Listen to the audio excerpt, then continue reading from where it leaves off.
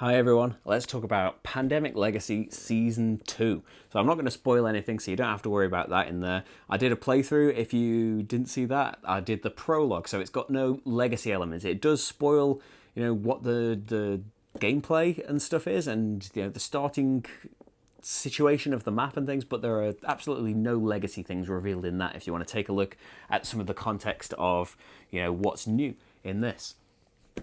So, I suppose the big question is, does this stand up in its own right as, I've spoken at plenty of times, I think, about how much I loved Season 1, how it was one of the best experiences we've had in board games, just playing through that first season. And so just taking Season 2 on its own, does it live up to that? And as much as I have tried hard, I can't answer that question. I can't divorce myself from the fact that it is living in Season 1's shadow.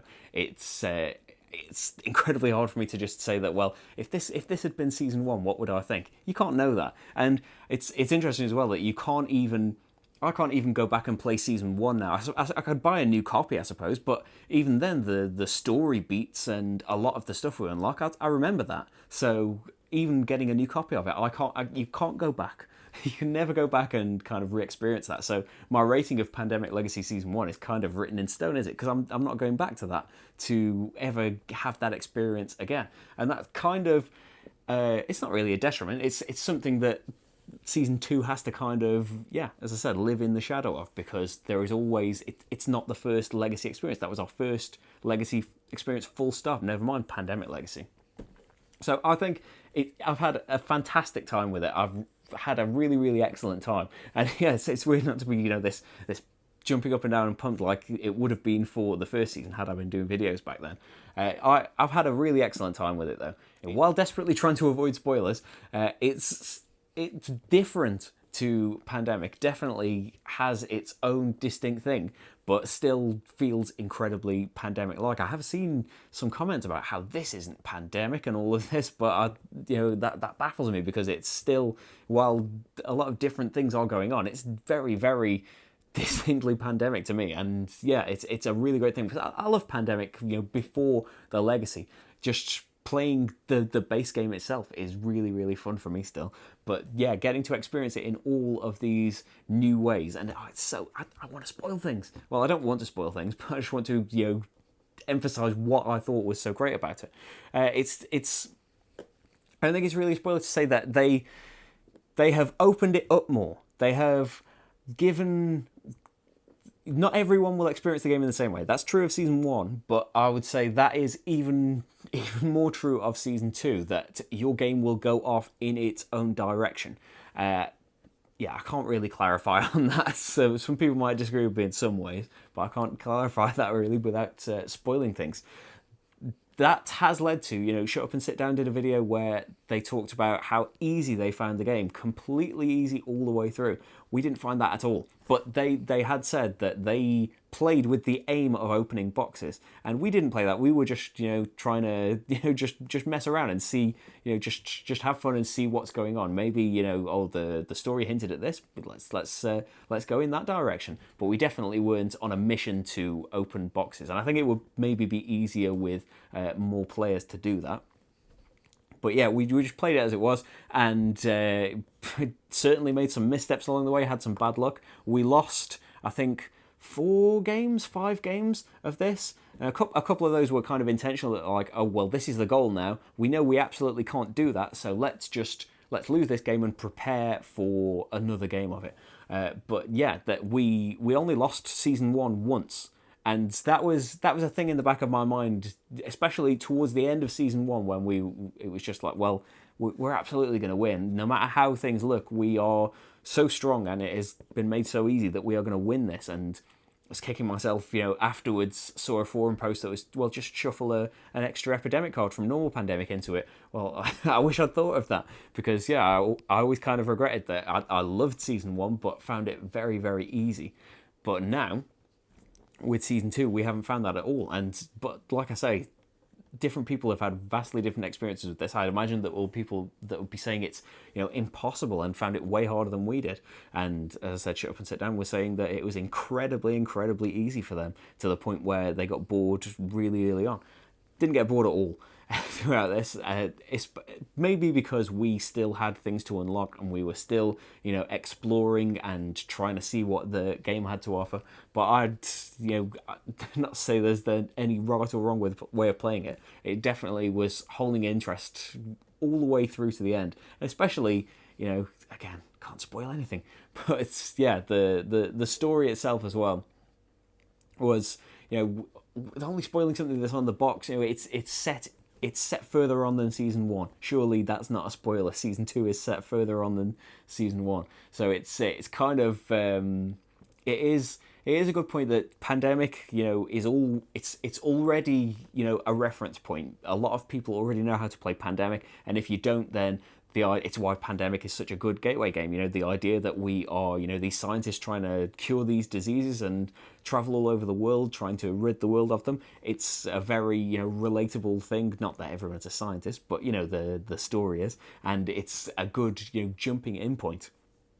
Whereas this does have, its own kind of, it has to kind of build the story, the framework itself from scratch, and I think it does a good job of it. It's definitely not got that immediacy of season 1, but that's because that was based more on just a standard Pandemic thing. It's kind of it's trying to go for bigger and better, isn't it? And while I don't think that it's done that for me personally, I've still had an amazing time with it, and I would thoroughly recommend it still.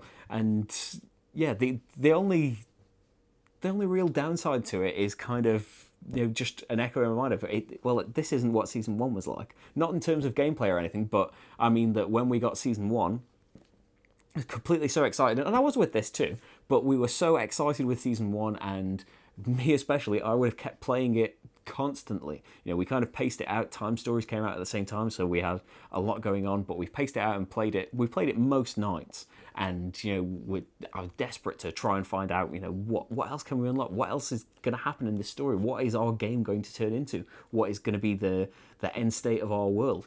And season 2, well, I was definitely, especially at the start, completely excited to dive back in there and enjoying myself through it. Definitely more, kind of measured about it. About, well, yeah, okay, a couple of games a week of it is fine for me. I'm happy with that. We had to ramp that up so that I could get a video up in any kind of reasonable time. But yeah, I would probably have taken a more relaxed state with it. But that is another kind of thing. This can't be any kind of empirical evidence because, 2 years ago, I wasn't making these videos. I didn't have a ton of games from Essen to play. I'd only, managed to get, a few things that had come into shops. I wasn't going to Essen. So especially this year, not only am I going to Essen and getting games, I've been making these videos for a while. I've got a lot of games that I need to play and a lot that I want to experience. So maybe, that's got a big factor into it as well. But yeah, that was kind of sticking in my mind a little bit when we were early on and just playing a couple of games a week. I was just thinking, well, where is that hunger? But that could be... It could be something to do with the game, but it could be equally something to do with my circumstances have changed a lot as well. It certainly doesn't feel just like season 1 rehashed. There are definitely, similarities. It's still, Pandemic. It's still the legacy thing. A lot of things will be familiar to you when you are opening it for the first time. But I think a lot of the things that it does and the ideas that it generates are really unique to this. Like that I mentioned, that it is kind of giving you choices and that you will unlock things in a much more different order, and that does relate to that difficulty thing where that was kind of a criticism of season 1 a lot. That I'll try not to spoil anything specific about that, but that was a general criticism of season 1, that it was on rails too much, that your choices didn't affect what was going on in it, and that never bothered me because it felt like we were part of this TV series, this disaster movie, and so it never really was an issue to me. But I know that was a big complaint of it, and in this, without spoiling anything, you do get to make choices that will affect your game state quite a lot, and that is inherently a problem though, because the minute you kind of open up a legacy system like this to people's states will be radically different based on what they have done, right from the first few months of the game, then it's gets a lot harder to be able to balance the difficulty of it. And like I said, we had quite a good experience. I think we only lost 5 games, I think, or was it 4? That's a decent rate, isn't it? And some of the wins were, the classic pandemic. On the turn of this card decides whether we win or not because of the state that we've managed to get ourselves in. But yeah, as soon as I could definitely see what Shut Up and Sit Down we're talking about had we done things differently. When we finally did get to certain points, it definitely became apparent that, if we'd done this in this month, then I can absolutely see how that would have made the game so much easier. But, we went this way instead, or we just did this and we waited for this. I hate being so vague about things.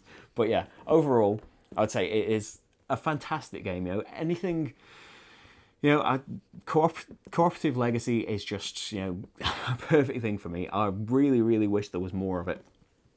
I said that there's still Charterstone that we are digging into. That you'll find out about that soonish. I'm not sure how long that'll take me, but yeah, it stands up there with season 1. It can never have that feeling. It's always going to have that difficult second album kind of thing, isn't it? Because it was such a phenomenon and raced up the board game geek charts, much to some people's distress. But I think it deserves to be up there. Will season 2 race up there as well? That's kind of a question for it as well, because that's surely maybe some people can divorce themselves from these things a lot easier than I can.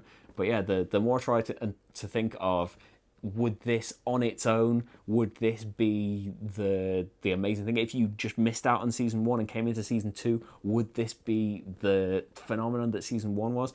I can't answer that. I think it's got some amazing things in it, and I had an amazing time playing it, and I'm glad that it beat us up more than season 1 did. Although, as I said, you may have a vastly different experience with that based on choices that you make in the game. So really, this is a useless review, isn't it?